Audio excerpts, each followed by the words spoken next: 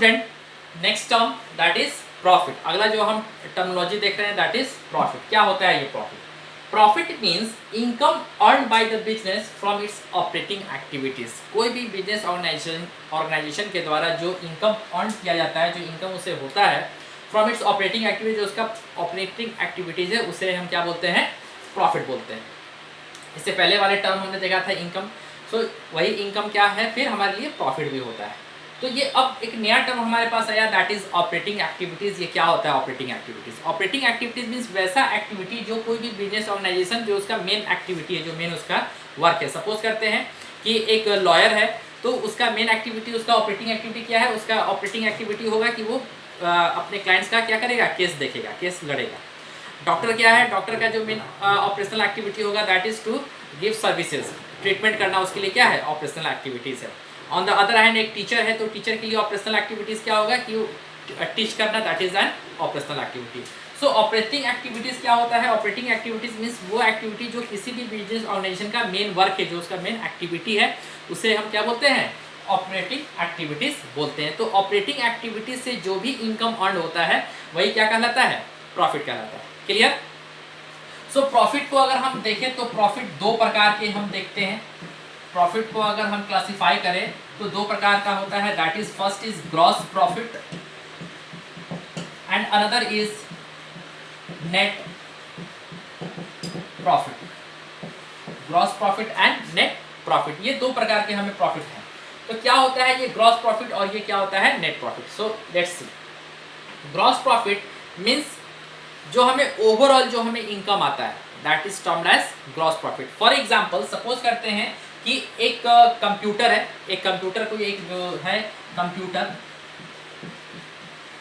उसका मैन्युफैक्चरिंग जो होता है, मैन्युफैक्चरिंग कॉस्ट हुआ मीन्स एक फैक्ट्री हाउस की हम बात करते हैं। सो एक कंप्यूटर के जो प्रोडक्शन में जो भी रॉ मटेरियल्स लगे वो जोड़ लेंगे, फिर वहाँ पे जो वेजेस लगे वो जोड़ लेंगे, जो फैक्ट्री में जो इलेक्ट्रिसिटी एक्सपेंसेस लगा उसे जोड़ लेंगे। वो सब कुछ जोड़ने के बाद उसका कॉस्टिंग हुआ 70,000।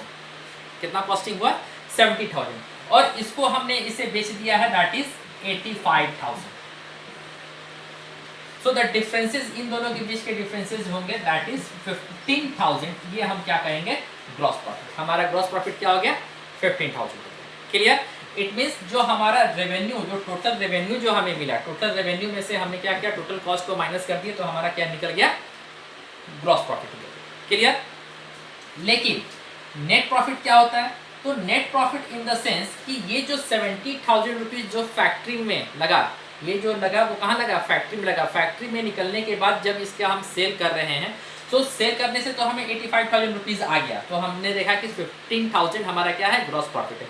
लेकिन ये इसको सेल करने के लिए, ये जो प्रोडक्ट था इसको सेल करने के लिए, इस प्रोडक्ट को सेल करने के लिए हमने कुछ सेलिंग एक्सपेंसेस किए, हमने एडवर्टीजमेंट किया, हमने जिस ब्रोकर के थ्रू बेचा मीन्स सेल्स एजेंट को हमने कुछ पैसा दिया, तो वो बहुत सारी चीज़ हमने एक्सपेंसेस किए। तो हम बोल सकते हैं जैसे हमने जब उसको यहाँ से फैक्ट्री से ये कंप्यूटर निकला तो हमने अपने स्टाफ को, यानी कि जो मेरा सेलिंग एजेंट था, उसको हमने सैलरी पे किया, हमने इस पे और क्या एक्सपेंसेस किया? हमने एडवर्टीजमेंट करवाया, फिर हमने क्या किया? हमने ऑफिस में इसको रखा था तो ऑफिस में कुछ खर्च वगैरह लगे होंगे, पैकिंग, ऑफिस एक्सपेंसेस हमने इस पे किया। तो ये बहुत सारे एक्सपेंसेस हमने इस पे बाद में किए। तो ये सारे एक्सपेंसेस को अगर हम ऑल टोल जोड़ दे तो ये सपोज करते हैं दैट इज 5,000 ओवरऑल हमने किया 5,000। तो अब क्या है कि हमारा ग्रॉस प्रॉफिट तो हमें बता रहा था, कितना बता रहा था? That is 15,000। लेकिन इसमें से कुछ और भी एक्सपेंसेस हमने देखे कि इस पे और भी बहुत सारे एक्सपेंसेस हुए हैं, वो कितने हुए हैं? टोटल 15,000। तो हम ग्रॉस प्रॉफिट में से जब एक्सपेंसेस को माइनस कर दिए, ये जो हमारा एक्सपेंसेस हुआ जो हमने माइनस किया that is termed as net profit 10,000। ये हमारा है नेट प्रॉफिट। स्टूडेंट हम अपने इस 11th क्लास के जो लास्ट चैप्टर जो हमारा है फाइनल अकाउंट्स, उसमें हम ये टॉपिक बहुत अच्छे से कवर अप करेंगे कि ग्रॉस प्रॉफिट क्या होगा और फिर नेट प्रॉफिट क्या होगा, बिकॉज उसमें हमें ये सारा चीज़ कैलकुलेट करना है, उसमें हमें पढ़ना है। सो ये भी हमारा इंट्रोडक्टरी है। So basically gross profit means जो हमें total revenue minus total cost को जो हमने माइनस किया that is the gross profit जो भी डिफरेंसेस आया that is the gross profit. अब इस ग्रॉस प्रॉफिट में से जो भी एक्सपेंसेस है जो रिलेटेड विद द ऑफिस है, ऑफिस से रिलेटेड जो भी एक्सपेंसेस हुए हैं उनको जब हम माइनस करते हैं तो जो मेरा बैलेंस बचता है that is termed as net profit. तो ये हमारा एक इंट्रोडक्टरी क्लासेस चल रहा है, जैसे जैसे क्लास 11th में हम आगे बढ़ेंगे ये सारे टॉपिक्स को फिर एक अच्छे से हमको कवर अप करना है, बिकॉज ये एक चैप्टर ही है पूरा, ये पूरा एक चैप्टर है क्लास 11th में, ये पूरा हमें चैप्टर कंप्लीट करना है जो कि है final accounts. Okay, another we are having another term that is gain. Gain क्या है? सो गेन बेसिकली इसे हम साइनोनिम समझ लेते हैं, प्रॉफिट और गेन दोनों साइनोनिम्स है, बट ऐसा नहीं होता है। अकाउंटिंग टर्म में हम देखते हैं क्या होता है। It is a profit, gain क्या है? एक प्रॉफिट ही है that arises from transactions which are not the operating activities, which are not the operating activities of the business। जो बिजनेस का हमारा ऑपरेटिंग एक्टिविटीज नहीं है लेकिन उसके ट्रांजेक्शन से भी हमें क्या हो गया है? प्रॉफिट हुआ है, that is term as gain. अभी हमने देखा था ऑपरेटिंग एक्टिविटीज मीन्स वैसा एक्टिविटी जो किसी बिजनेस कंसर्न का मेन एक्टिविटी है, वही हम क्या करते हैं? उसे ऑपरेटिंग एक्टिविटी करते हैं। तो जो नॉन ऑपरेटिंग एक्टिविटी से जो हमारा जो इनकम जनरेट होता है उसे हम क्या कहते हैं? गेन करते हैं। फॉर एग्जांपल सपोज एक बिजनेस ऑर्गेनाइजेशन के पास फर्नीचर पड़ा हुआ है, ओल्ड फर्नीचर है और इसकी वैल्यू है 10,000। इस ओल्ड फर्नीचर को एक बिजनेस कंसर्न ने, बिजनेस ऑर्गेनाइजेशन ने, जब ये ओल्ड था, टूटा फूटा था या खराब हो गया तो उसे उसने सेल कर दिया 12,000। सो द डिफरेंसेस, इन दोनों के बीच का जो डिफरेंसेस हुआ 2000, ये क्या हो जाएगा? उसके लिए गेन हो जाएगा। क्लियर? तो गेन क्या है? गेन मीन्स वैसा profit, gain it is a profit, ये एक प्रॉफिट ही है क्योंकि ये अल्टीमेटली फिर हमारे प्रॉफिट में ही ऐड होता है।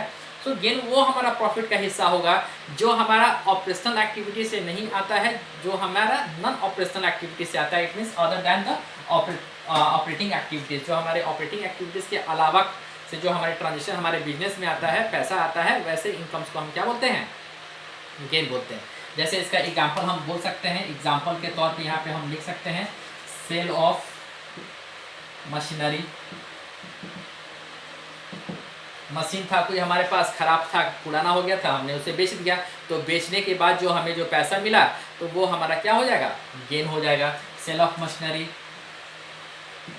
सेल ऑफ फर्नीचर, इटीसी, ये सब क्या होगा? हमारा गेन होगा। तो गेन बेसिकली क्या है? It is a part of profit. ये प्रॉफिट का ही एक हिस्सा होता है, लेकिन ये कैसे अराइज होता है? Because of the non operating activities. Non operating activities से जो हमारा इनकम होता है वो हम क्या कहते हैं? उसे हम कहते हैं गेन करते हैं। Okay, now student, we are having another term that is loss. अभी तक हमने देखा क्या क्या देख लिए? प्रॉफिट भी देख लिए, गेन भी देख लिए, तो उसी से रिलेटेड एक और टर्म आता है that is loss. Loss basically हम लोग जानते हैं दैट इज नुकसान, हानि। तो क्या होता है लॉस? जरा देखते हैं हमारे अकाउंटिंग टर्म में। It is excess of expenses of a period over its revenue. यानी कि ये जो लॉस होता है वो क्या है? एक्सेस ऑफ एक्सपेंसेस, जो भी हमारा एक्सपेंस है वो ज़्यादा हो जाता है of a period over its revenue. Revenue से ज़्यादा जो हमारा एक्सपेंस हो जाता है उस कंडीशन को हम क्या करते हैं? लॉस करते हैं। It's very simple. या in other words we can say when total expenses exceeds the total revenues. जब हमारा टोटल एक्सपेंसेस ज़्यादा हो जाता है टोटल रेवेन्यू से। फॉर एग्जांपल हमने एक कंप्यूटर परचेज किया, 20,000 में और हमने उसे बेचा 18,000 में। तो ये 2,000 का हमें क्या हो गया? लॉस हो गया। क्यों? बिकॉज जो हमारा एक्सपेंस था वो ज़्यादा हो गया, किससे? रेवेन्यू से हो गया। सो दैट्स वाई ये 2,000 का हमें क्या हो गया? लॉस हो गया। It's a very simple. So अब एक चीज़ और हम इसमें देखते हैं, एक्सपेंस को समझने के लिए क्या देखेंगे? सॉरी, लॉस को समझने के लिए। लॉस वैसे भी एक्टिविटी से होता है जो कि हमारे लिए कोई फ़ायदा नहीं दिया।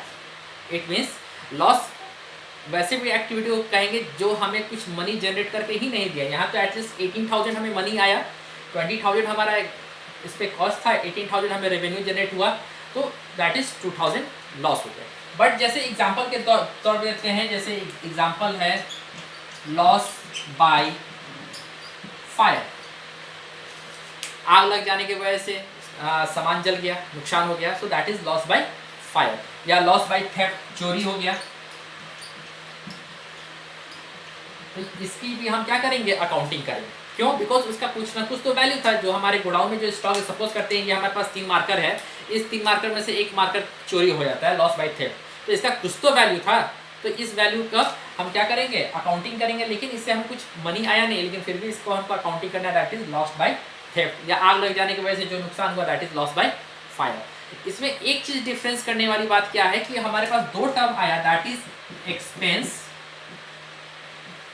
And loss.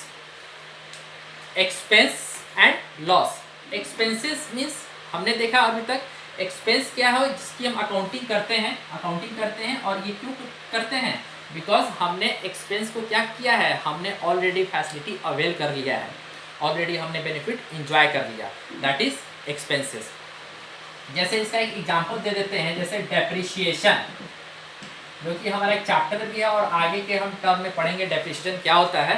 सो जैसे डेप्रिसिएशन ऑन फिक्स असेट्स, हमने एग्जांपल दिया था कि एक बिल्डिंग है, हम बिल्डिंग को अगर यूज़ कर रहे हैं तो जो कि अपना खुद का बिल्डिंग है, असेट्स है बिजनेस के लिए, सो उस पर क्या होता है, डेप्रिसिएशन चार्ज होते हैं। तो वो क्या है, उसकी वैल्यू को डिक्लाइन कर रहा होता है, दैट इज एन एक्सपेंसेस, वो क्या है, एक्सपेंसेस है। लेकिन लॉस क्या हो गया यहाँ पे, लॉस बाई फायर, आग लग जाने की वजह से, लॉस बाई थेफ्ट, चोरी हो जाने की वजह से। सो ये क्या है, लॉस है। सो ये दोनों 2 डिफरेंट थिंग, ओके। लॉस और एक्सपेंसेस ये दोनों 2 डिफरेंट चीज है, okay. So now student, in this very video session ये काफ़ी है आज के लिए। हम अगले, अब नेक्स्ट सेशन में हम अगले टर्म्स पे क्या करेंगे, डिस्कस करेंगे। Till then have a good day.